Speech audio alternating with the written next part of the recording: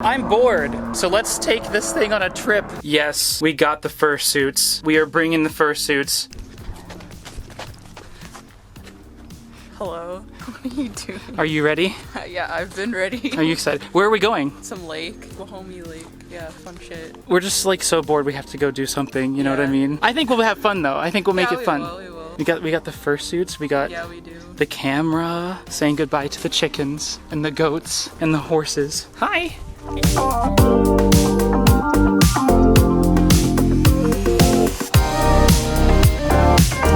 gonna miss the chickens. Ooh, we can use those for cooking hot dogs and stuff. Yeah. You're very sweet today. Hello, hi. Cats, what animals do you not have here? Look at that view. It's just, it's like we're in wine country almost. We're not even in North California. We gotta get this thing out this gate, which is easy. I've done it before, and down this road. Let's see if my RV still runs.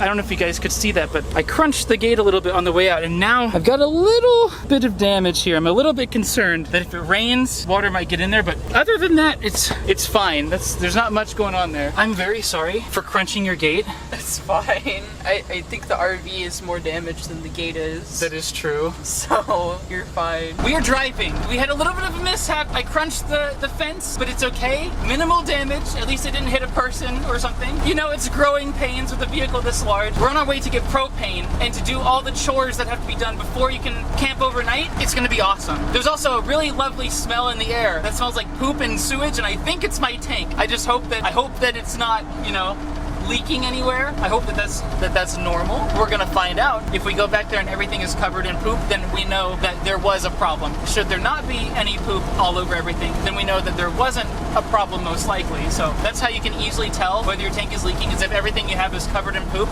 then you probably have a problem. But to know for sure, you wanna have a mechanic inspect it. Thank you for watching.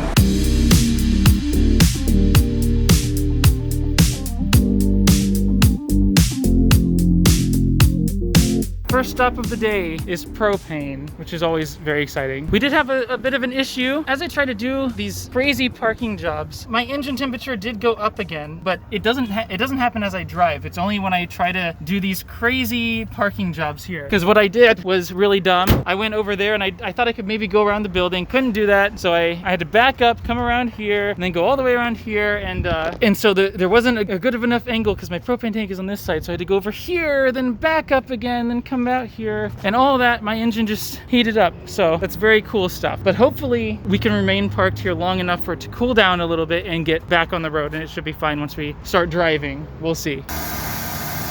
So they were unable to fill my propane here. I wanted to make a stop here along the way to the normal place just because it would take less time to do it here, and they were unable to fill it. So the problem that I'm facing now is my engine temperature, when I parked, it was like all the way almost in the red. I gotta get out of here without it going into the red, because once I get on the road, it will be fine. So I don't know what to do. I'm gonna turn it on and see where the temperature is at right now, if it's cooled down at all since we've been here. We've been here about 15 minutes, right, or so? Yeah, about. It's a little bit higher than I would like for it to be. It's still pretty high, which is awesome. We can attempt it here. Okay, now I'm gonna swing this thing out here, and we're gonna buckle up for safety, of course. And I think we're gonna be good. The engine seems to be fine for now, for the most part. Oh, that's a sidewalk. What?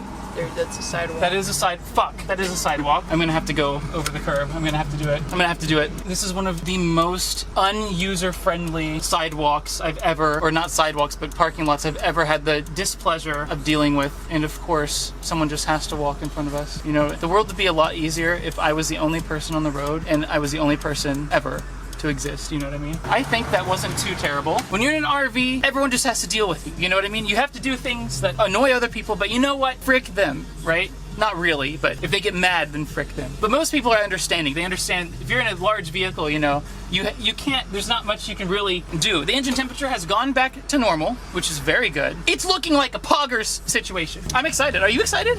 Yes. This is an adventure. See, this type of stuff happens in an RV, right? You just gotta prepare for that. That's why we left 2 hours early.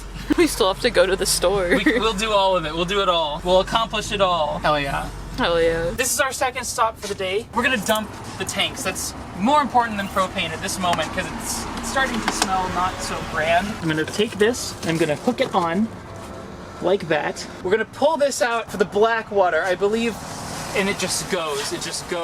That is really disgusting. That's all my poop and pee and toilet paper mixed together, all of it. It's just one liquid broth that you might use for ramen noodles or something along those lines. Very savory, you know, liquid, just delicious. It's absolutely beautiful. Don't you think so?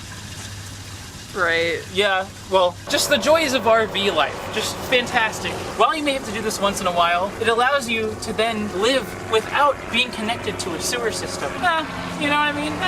It's not that bad. The gray water tank is still trickling out. I just want to make sure that we check our level meters to make sure that we've emptied out everything, because you don't want to be stuck with like a half full tank of poop. Why does the black tank still say that it's full? There's not really much you can do except for just open it up again. I'm going to undo this and it might just like spill everywhere. I'm gonna take a step back.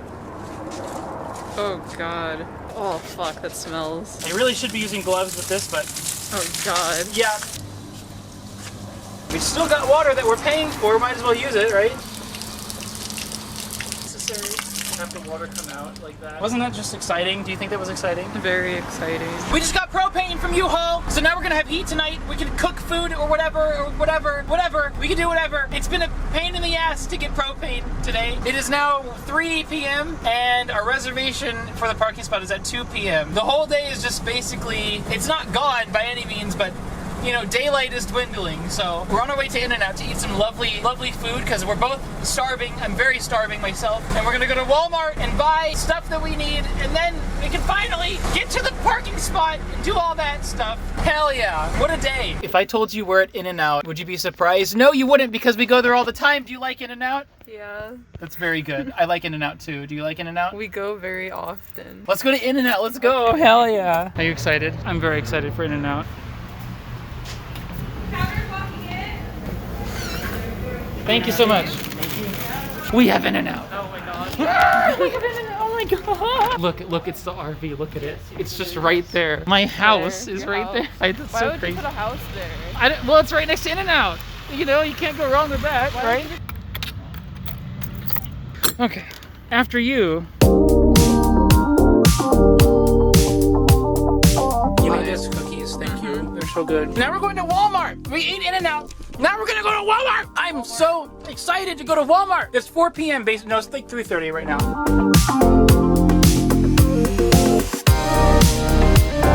Walmart! I went there and I purchased items, and there's the vehicle that we're going to. Very exciting. Are you excited? Yes, I am.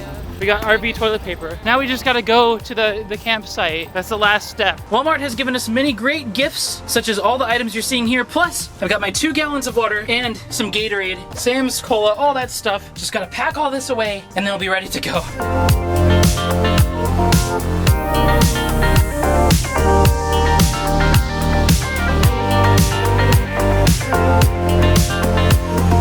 Check it out. We finally parked. We have electric and water. Now we're gonna level the RV. Do you know why we're gonna level the RV? Do you know why we're gonna do that? Because the fridge. The fridge. I've learned that if your RV is not level, the refrigerator won't work. But not only that, but it's dangerous. You have to level it for the refrigerator to work. We have hot dogs. We gotta make sure they stay cold. So right now it's looking like the front of the vehicle is just lower than the back. In terms of each side, the sides are pretty level, but the front is lower than the back. So what I'm gonna do is I'm gonna bring this backwards, basically till I hit the curb. I'm gonna measure it with the level again, see what the deal is, and then use my leveling blocks accordingly, because I'm gonna have to drive forward onto the block. So I want as much forward space as I can so that I can do that. Sound good? Hell yeah.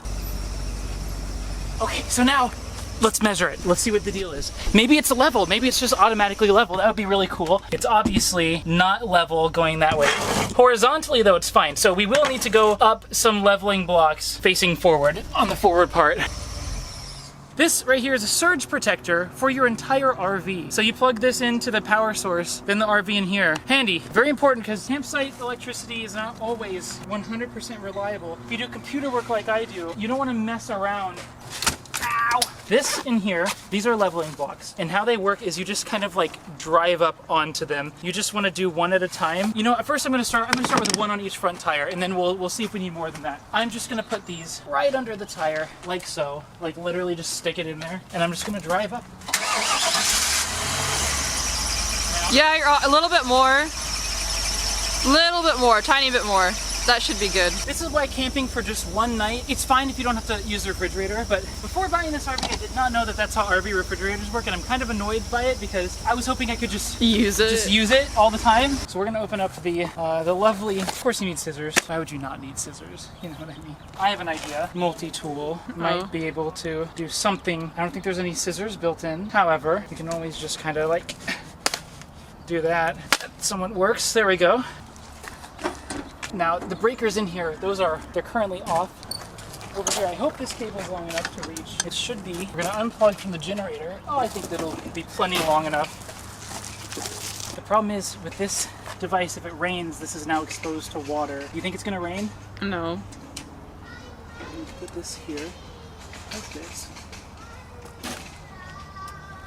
Okay. This is using the 30 amp plug, so we're gonna flip that on like that.